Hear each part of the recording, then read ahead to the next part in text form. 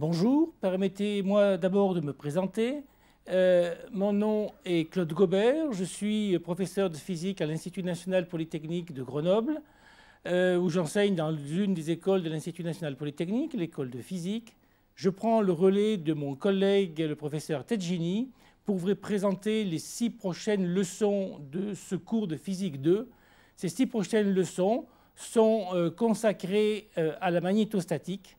La magnétostatique, c'est l'étude de l'interaction des champs magnétiques et des courants, mais en fait, comme vous le verrez dans la suite du cours, nous parlerons autant de magnétostatique que d'électromagnétisme, et puisque nous nous intéresserons au couplage entre les champs électriques et les champs magnétiques. Le plan du cours est le suivant. La première leçon est consacrée à l'étude du champ magnétique, dont nous établirons les lois principales. La deuxième leçon est consacrée à la notion de potentiel vecteur qui découle en fait de la notion de champ magnétique, comme le potentiel scalaire est associé à la notion de champ électrique. Et nous continuerons, la fin de la deuxième leçon sera consacrée à quelques calculs de champs dans des cas élémentaires. La troisième leçon portera sur l'action des champs électriques et des champs magnétiques sur des charges et des courants. La quatrième leçon abordera la question de l'induction électromagnétique. L'induction électromagnétique est un concept très important parce qu'en fait c'est là où nous allons introduire des phénomènes dépendants du temps qui sont à l'origine de nombreuses applications, en particulier dans le domaine électrique. La cinquième leçon est consacrée aux équations de Maxwell. C'est un peu la pierre d'angle du cours, c'est un peu la synthèse de l'électrostatique et de la magnétostatique. Et ces équations de Maxwell ont été un des grands résultats de la physique au XIXe siècle. Et puis le dernier cours portera sur l'étude de l'énergie électromagnétique que nous appliquerons à quelques cas simples qui sont des circuits élémentaires et qui permettront d'ailleurs de faire le lien un petit peu avec la partie du cours consacrée à l'électronique. Je tiens aussi à préciser quelque chose, c'est que l'étude du champ magnétique et la magnétostatique fait abondamment appel au calcul vectoriel. Donc je suppose que vous connaissez, au moins que vous êtes un petit peu familier avec le calcul vectoriel, la notion de produit vectoriel, le double produit vectoriel, et des notions un peu complexes comme celles de gradient, divergent, rotationnel, auxquelles je ferai abondamment appel dans la suite du cours. De même, deux des théorèmes importants du calcul vectoriel, que sont le théorème de Stokes et le théorème de Green-Ostrogradski, nous serviront beaucoup. Donc si vous ne connaissez pas très bien le calcul vectoriel, il est à mon avis important de prendre un cours de mathématiques pour retrouver au moins les notions nécessaires. Avant d'aborder les objectifs du cours, qui sont clairement d'établir les lois fondamentales de la magnétostatique et le lien entre les courants et le champ magnétique. C'est ce qui couvrira à peu près les 3 premières leçons. Et puis les 3 dernières leçons, à partir de l'induction électromagnétique, vont nous permettre de coupler les lois de l'électrostatique et d'établir les équations de base de l'électromagnétisme, que sont les équations de Maxwell. Et nous essaierons d'appliquer ces différentes lois à un certain nombre de cas types. Je ne voudrais pas commencer le cours sans faire un petit peu d'histoire, car l'histoire de l'électromagnétisme a couvert l'ensemble du XIXe siècle et est une des grandes aventures de la physique. Considérez qu'elle a commencé avec, vers 1819, les expériences d'Oersted qui ont mis en évidence l'influence d'un courant dans un fil sur la déviation d'une boussole. L'idée qui en résultait, c'est que le courant arrivait à exercer à distance une influence sur une boussole dont on savait qu'elle était sensible à un champ magnétique, et donc l'idée d'associer à ce courant un champ magnétique. Parallèlement, à la même époque, les expériences d'Ampère ont permis de mettre en évidence l'interaction entre deux fils parcourus par un courant et les forces exercées entre deux fils parcourus par ce courant qui, empiriquement, Ampère a montré qu'elles étaient proportionnelles au courant et inversement proportionnelles à la distance entre les deux fils. Il aura fallu attendre 10 ans pour que les expériences de Faraday, vers 1831, mettent en évidence les phénomènes d'induction. Ces phénomènes d'induction, on le verra, sont extrêmement importants parce qu'en fait, ils sont à l'origine de beaucoup d'applications dans le domaine de l'électricité et ils introduisaient une notion nouvelle qui était des phénomènes qui commençaient à être dépendants du temps. Et puis, il aura fallu attendre 40 ans quasiment pour que la synthèse de l'électrostatique et de l'électromagnétisme apparaisse, soit faite à travers les équations de Maxwell. Ces équations de Maxwell, je suis sûr que vous en connaissez de nombreuses applications, ne serait-ce que dans le domaine des télécommunications. C'est eux aussi qui ont permis d'expliquer la propagation des ondes électromagnétiques. Il est donc temps de commencer la première leçon. Cette première leçon va être consacrée au champ magnétique. Elle va comprendre plusieurs chapitres. Le premier va s'intéresser à l'interaction entre des charges en mouvement. Il nous permettra de préciser l'origine du champ magnétique et d'établir la loi de Biot-Savart. Que nous appliquerons à un cas simple qui est le champ créé par une boucle de courant.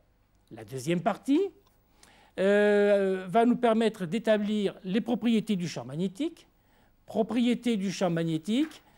qui comprennent le théorème d'Ampère, qui est un des théorèmes importants de la magnétostatique, mais dont nous verrons plus tard en fait qu'il mérite d'être complété. Nous étudierons le flux du champ magnétique et établirons une équation importante concernant ce flux et les lois de continuité au passage d'une surface où existe éventuellement une nappe de courant. Donc voilà le plan de la première leçon et il est temps d'aborder donc le premier chapitre qui est l'interaction entre des charges en mouvement. Si nous allons partir de quelque chose que vous êtes censé connaître, je pense. Si je prends un champ magnétique B, il exerce sur une charge ρ en mouvement. Cette charge, il y a une vitesse V, une force qui est la force de Lorentz et qui est le résultat du produit vectoriel de la vitesse de cette charge par le champ magnétique. Si nous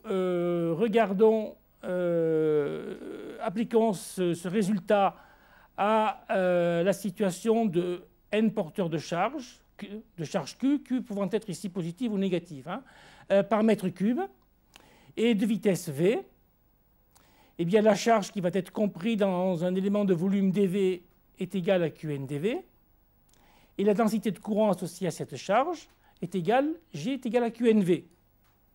Si je m'intéresse maintenant non pas à une densité de courant mais à un fil de section S, eh bien le courant qui circule dans le fil I est égal à JS.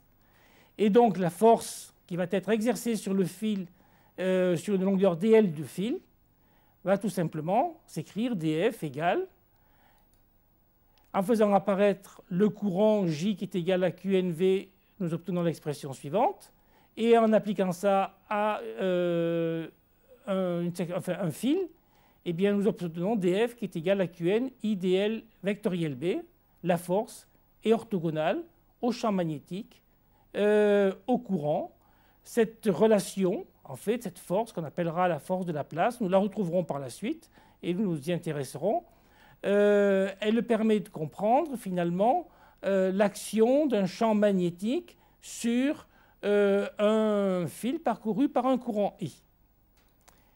Si maintenant nous nous intéressons à l'interaction entre deux charges Q1 et Q2 en mouvement de vitesse V1 et V2, nous allons admettre l'expression suivante, qui est la première expression qui va nous permettre d'établir la loi de Biot-Savart. La force exercée entre les deux charges, exercée par la charge 1 sur la charge 2, va s'écrire de la manière suivante, où V1 et V2 sont les vitesses des deux charges, Q1 et Q2 leur charge, et R la distance qui les sépare. les constantes qui apparaissent, mu0 sur 4pi, est égal à 10-7 dans le système des unités internationales, et epsilon 0 mu0, C2, est égal à 1. Admettons cette relation, elle est, je dirais, justifiée par les résultats expérimentaux qui s'en déduisent, et puis nous la retrouverons plus tard. Donc voici le schéma avec les deux charges animées d'une vitesse V1 et V2 séparées d'une distance R. Donc si maintenant nous cherchons à établir la force due à un champ B s'exerçant sur la charge Q2, eh bien, à partir de l'expression de la force de Lorentz que nous avions établie au départ, cette force est égale à Q2, V2 vectoriel B. Nous en déduisons donc que le champ magnétique B créé par la charge 1 qui s'exerce sur la charge 2 a l'expression suivante. Le produit vectoriel de la vitesse multiplié par R sur R3, où R est le vecteur qui lie les deux charges. Donc nous venons d'établir le lien entre un courant, enfin en tout cas des charges animées d'une certaine vitesse et un champ magnétique. Je rappelle que les unités du champ magnétique sont les suivantes. Le Tesla, dans le système des unités internationales, on utilise aussi le Gauss. Un Gauss, c'est 10-4 Tesla. Pour fixer un ordre de grandeur, sachez que le champ terrestre est de l'ordre de 0,2 à 0,4 Gauss et que les valeurs maximales qu'on est capable d'obtenir pour des champs magnétiques avec des bobines sont de l'ordre d'une cinquantaine de Tesla.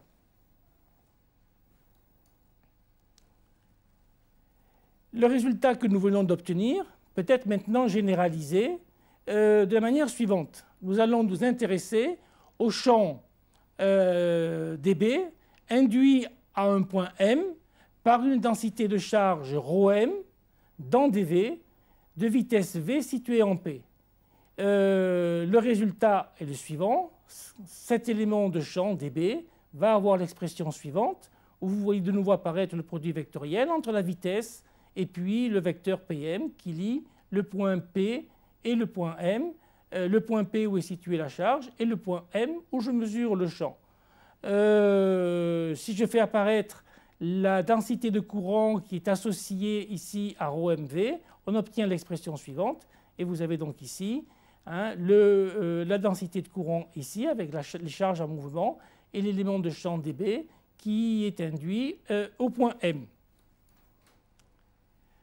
Si maintenant nous généralisons ce résultat pour un volume V, eh bien, il suffit de faire l'intégrale sur l'ensemble du volume et nous obtenons l'équation suivante.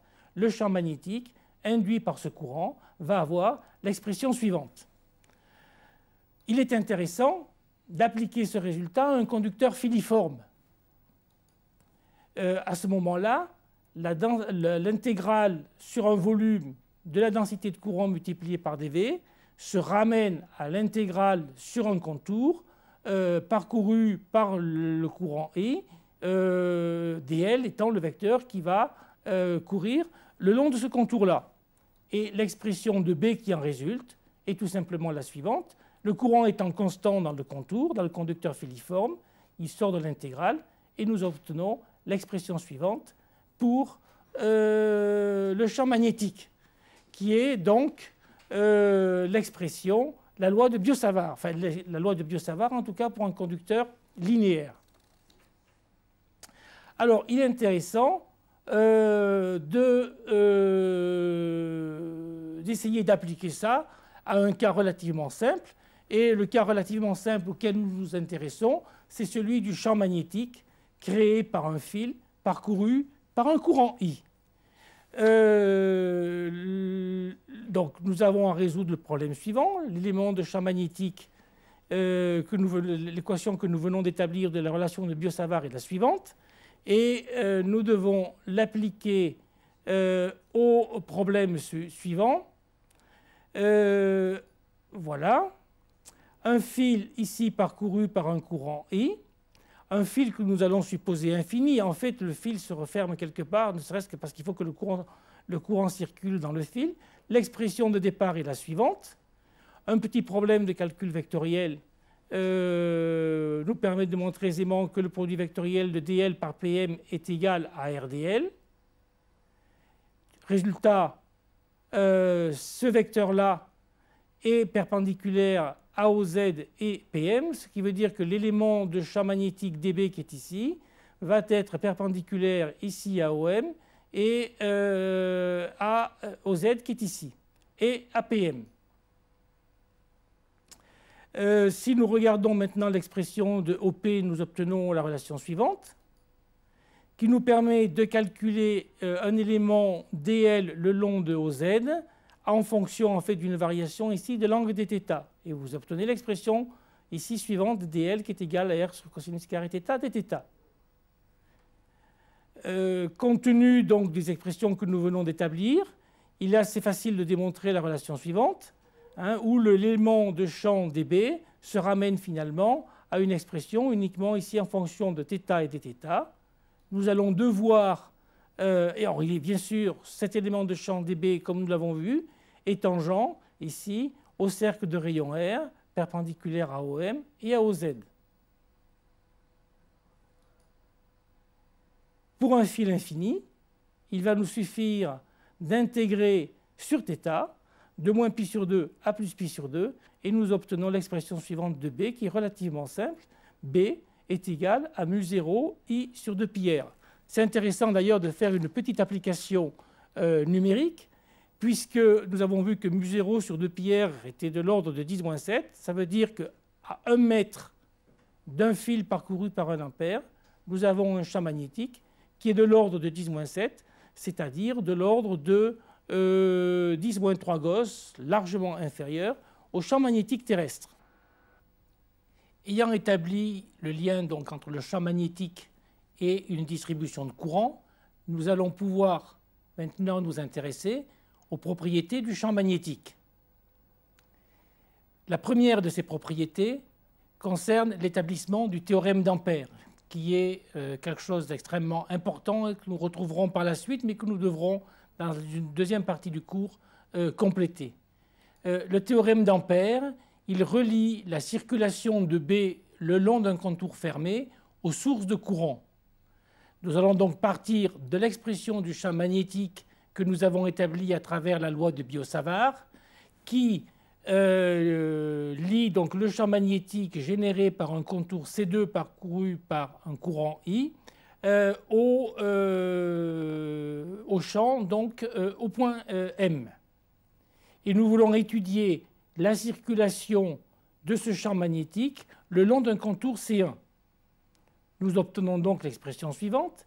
La circulation de B le long du contour C1 va s'exprimer en fonction de la circulation donc, le long de C1 et de C2 du terme qui est ici, qui vient de la loi de Biot-Savart pour la première partie, et puis dl1 de la circulation donc, le long de C1.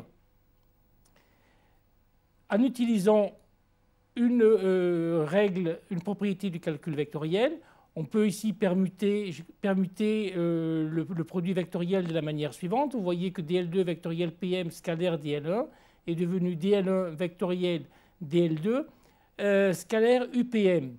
Et j'ai remplacé PM sur PM3 par en fait UPM sur PM2. U n'est rien d'autre que le vecteur unitaire dans la direction PM, ce qui me permet ici de simplifier au dénominateur par une fois le module de PM qui passe donc du cube au carré. Pour aller un petit peu plus loin, eh bien, nous allons devoir utiliser à nouveau d'autres propriétés du calcul vectoriel qui sont les suivantes.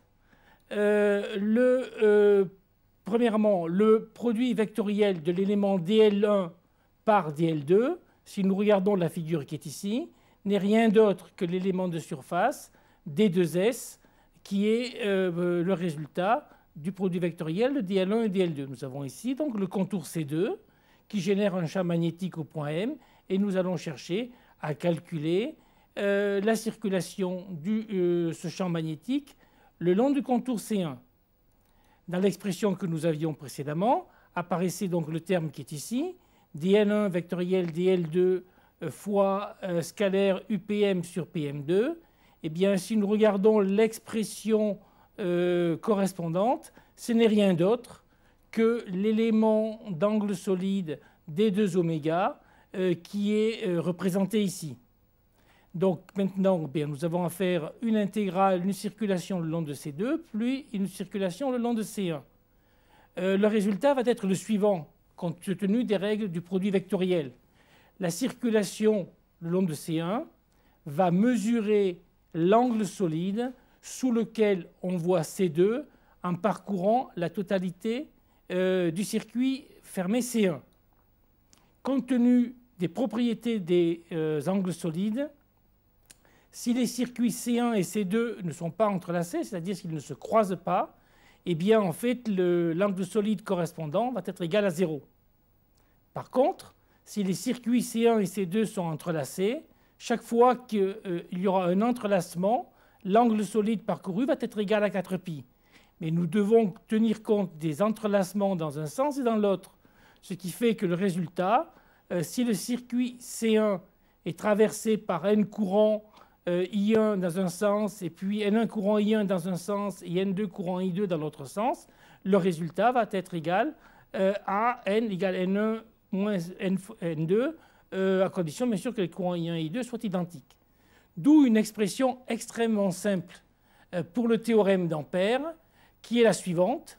La circulation le long de C1 de BDL est tout simplement le produit de la perméabilité μ0 par le courant I. Ou, attention, rappelons-nous, I, c'est la somme algébrique des courants à travers C1. D'ailleurs, je crois que le mieux, c'est que nous regardions un exemple pour mieux comprendre. Et l'exemple le plus simple, c'est celui que nous avons étudié tout à l'heure, qui est celui d'un fil infini. Donc nous reprenons le schéma étudié tout à l'heure, un fil infini parcouru par un courant I, et nous cherchons à calculer l'intégrale du champ magnétique le long du parcours C1, constitué ici par un cercle de rayon R, R étant la distance au fil. C'est le problème que nous avons déjà résolu tout à l'heure. On voit bien ici que le circuit C2 est entrelacé avec le circuit C1 puisqu'il le traverse et il se ferme bien sûr quelque part à l'infini. Eh bien, on applique le théorème d'Ampère. La circulation de B le long de C1, BDR, est égale à μ0I. Et c'est tout bêtement, puisqu'on a ici un cercle de rayon R, c'est 2π fois le produit de rayon par le champ magnétique. D'où l'expression du champ magnétique que nous avions établie tout à l'heure et que nous obtenons maintenant extrêmement simplement. B, c'est μ0I sur 2πr. Rappelons-nous ce que nous venons de dire sur les entrelacements. Ici, le circuit C2 traverse une fois. Imaginez qu'il y a un deuxième fil parcouru par le même courant I, mais qui traverse le circuit C1 dans l'autre sens. Eh bien, le résultat, c'est que le champ magnétique sera nul. Par contre, si nous avions deux fils parcourus par le même courant I, ou trois fils, ou n fils parcourus par le même courant I et traversant dans le même sens, eh bien, nous devrions multiplier par le nombre de fils, ou en tout cas faire l'intégrale des courants. D'où l'idée d'établir une autre propriété du théorème d'Ampère, et que nous allons appeler la forme locale du théorème d'Ampère. Pour établir cette forme locale du théorème d'Ampère, nous allons faire appel à une nouvelle propriété du calcul vectoriel, et en particulier à un des théorèmes du calcul vectoriel, qui est le théorème de Stokes, que je suppose connu.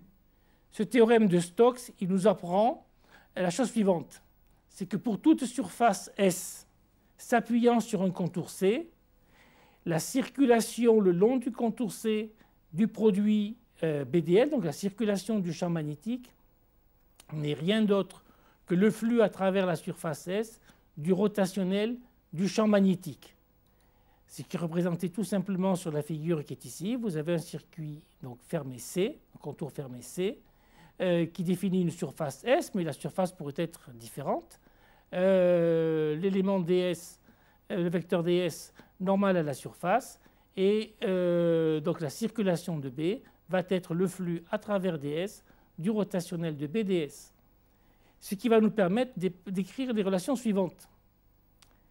Si J est la densité de courant, donc je peux calculer le courant I à travers la surface ds, et ce courant I, ben c'est tout bêtement l'intégrale à travers S du produit de JDS. Donc je connais le courant qui traverse la surface.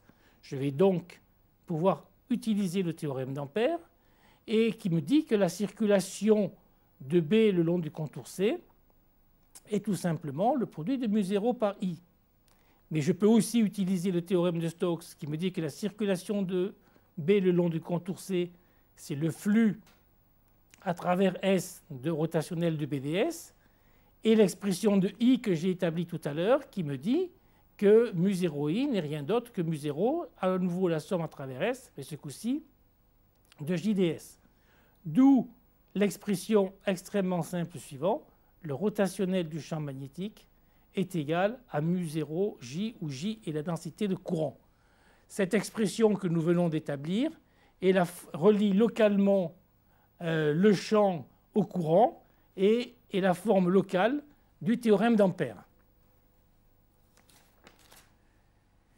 Deuxième propriété du champ magnétique, celle concernant son flux. Calculer le flux du champ magnétique, c'est s'intéresser à la divergence du vecteur champ magnétique. Donc, compte tenu de l'expression de la relation de Biot-Savart que nous avons établie, la divergence de B n'est rien d'autre que μ0 sur 4π, l'intégrale sur le volume de l'expression qui est ici. Nous devons à nouveau faire appel à un certain nombre de règles de calcul vectoriel. La divergence du produit de deux vecteurs peut s'exprimer en fait en fonction de deux produits scalaires qui font apparaître ici donc les produits scalaires de chacun des deux vecteurs de la manière suivante: Pm sur Pm3 rotationnel de J moins J scalaire rotationnel de Pm sur Pm3. Et nous allons étudier la valeur de chacun de ces deux termes. Commençons par le premier. Le rotationnel de J est égal à 0. Pourquoi? Eh bien, pour la simple raison suivante, c'est que nous calculons la divergence de B au point M, alors que le courant, lui, est défini au point P qui donne naissance au champ magnétique. Donc la divergence, le calcul de la divergence ne porte pas sur J.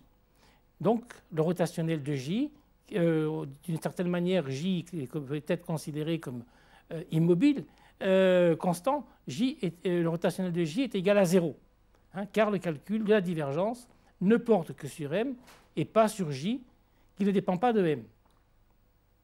Le deuxième terme faisait apparaître le quotient Pm sur Pm3.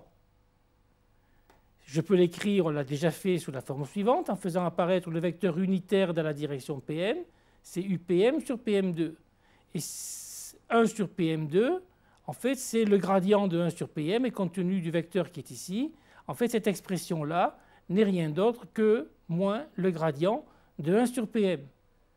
Donc, calculer le rotationnel de Pm sur Pm3, c'est calculer le rotationnel du gradient. Or, le rotationnel d'un gradient, autre propriété du calcul vectoriel, le rotationnel d'un gradient est égal à 0.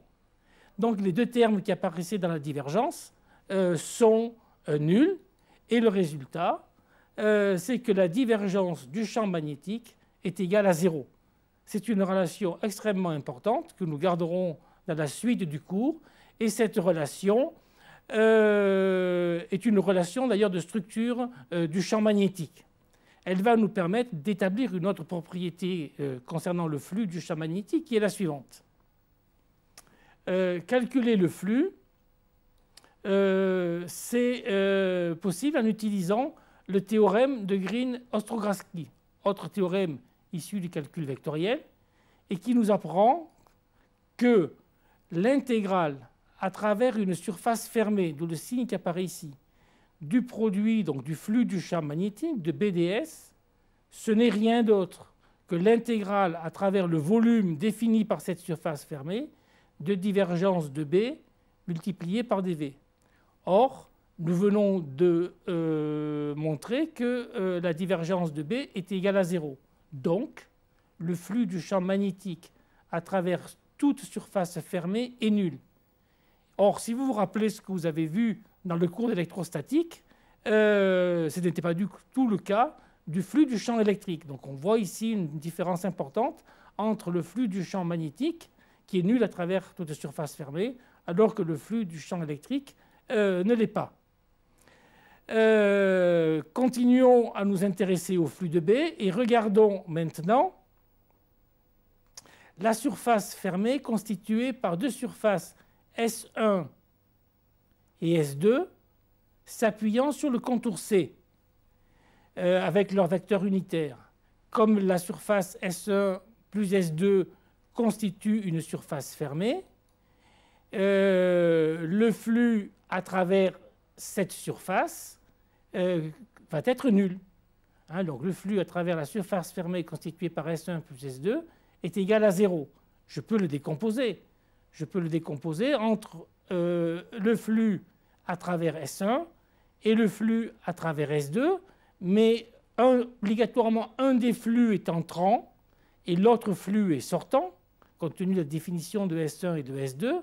Je dirais à la limite, peu importe quel est le flux entrant et quel est le flux sortant, mais du coup, la somme des deux flux est égale à φ1 moins φ2.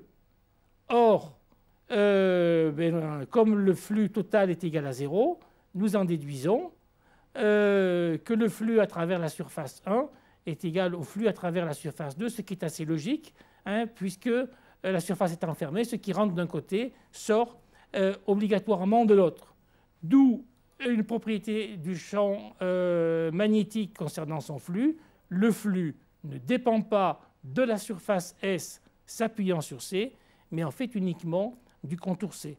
Et toute surface S s'appuyant sur C verra le même flux du champ magnétique.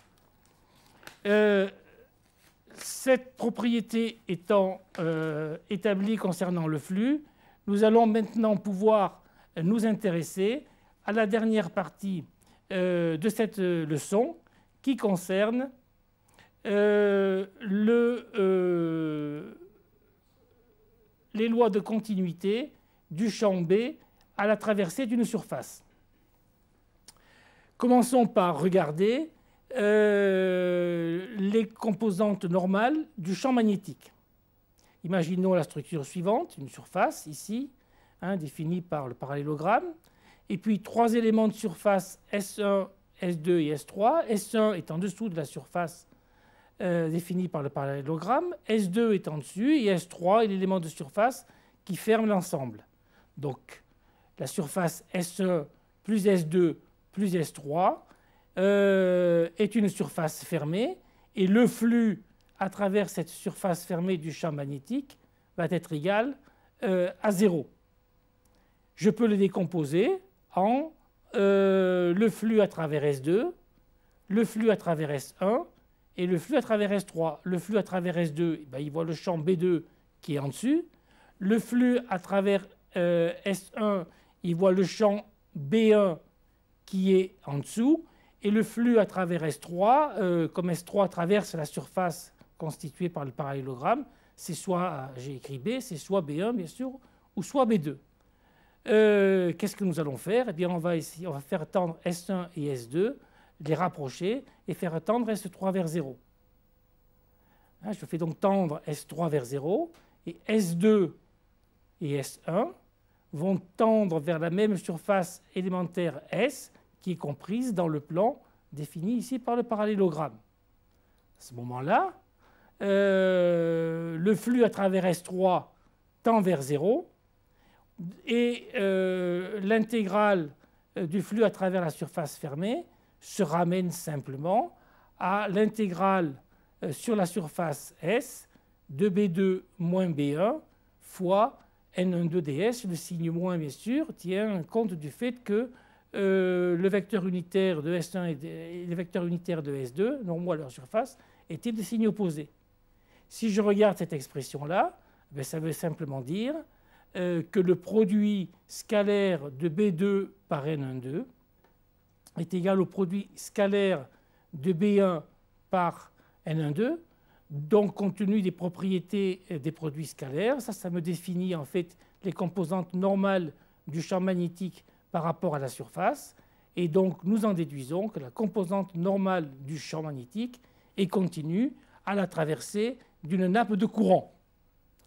On s'est intéressé aux composantes normales. Nous allons maintenant nous intéresser aux composantes tangentielles.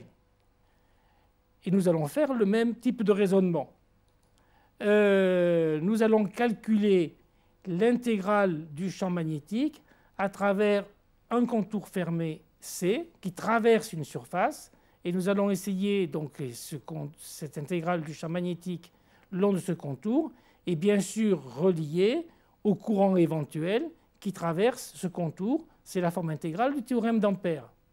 Le contour que nous allons imaginer est le suivant. Nous avons la surface S et puis un contour qui traverse cette surface. M1 est en dessous, le point M est dans la surface, le point M2 est en dessus. Et le contour est donc défini par M1, M2, N2, N, N1, M1. La partie qui est ici, hein, M, M2, N2, N est en dessus et l'autre partie est en dessous. Dans le plan, dans la surface, nous avons un vecteur densité de courant JS qui est représenté ici. Et N12, c'est la normale à la surface. DL, ça sera un vecteur unitaire le long du segment ici, un vecteur élémentaire, pardon, le long du segment MN. Si je cherche à calculer donc l'intégrale du champ magnétique le long de ce contour, je vais pouvoir le décomposer en les différents segments. Et nous obtenons l'expression suivante. L'intégrale du champ le long de ce contour C eh bien, va comprendre 4 termes. La partie de M2 à N2 qui voit le champ B2. La partie entre N2 et N1 qui voit un champ B qui est B2 ici et B1 ici. La partie entre M1 et N1 qui va voir B1. Et la partie entre M1 et M2 qui va voir B1 en dessous et B2 en dessus. Comme tout à l'heure, nous allons faire tendre M1 vers M2 et N1 vers N2. Donc en fait, le contour que nous avions défini va se ramener simplement au segment Mn qui est ici. Et l'intégrale le long du contour va donc prendre l'expression suivante. Nous allons avoir besoin d'abord de calculer le flux de courant à travers ds, qui s'écrivait mu0 somme à travers S de JDS est égal au terme qui est ici, qui fait apparaître le produit vectoriel de Nn2 par dl. Et par contre, la partie concernant l'intégrale du champ magnétique entre N2 et N1 qui était ici, et celle concernant le champ magnétique entre M1 et M2 qui était ici, ces deux termes-là tendent vers 0. Donc, le résultat est le suivant, c'est que l'intégrale le long du contour Mn de B2 moins B1 dl se ramène à mu0, l'intégrale le long de Mn du produit de JS, la densité de courant superficielle, multipliée par le produit vectoriel de Nn2 fois dl, dl qui est un vecteur unitaire, le long de Mn. Compte tenu de donc le premier résultat, en particulier en utilisant aussi les propriétés ici du double produit vectoriel et scalaire, je vais pouvoir établir la relation suivante, c'est que B2 moins B1 est égal tout simplement à mu0 fois le produit vectoriel de la densité de courant superficielle multiplié par le vecteur unitaire à la surface. Donc ça, c'est un vecteur normal à la surface. Ça, c'est un vecteur dans le plan de la surface. Donc je vais obtenir un vecteur qui est aussi dans le plan de la surface. D'où le résultat important suivant. La composante tangentielle qui est définie par cette relation-là, hein, la composante tangentielle de B est discontinue à la traversée d'une nappe de courant, à condition bien sûr que cette nappe de courant existe. Bien sûr, si JS est égal à 0, la composante tangentielle va être conservée comme l'était la composante normale. Donc, ces lois de continuité du champ magnétique, je rappelle, la composante normale et continue et la composante normale et discontinue nous resserviront par la suite. Et elle termine cette première leçon de ce cours de magnétostatique.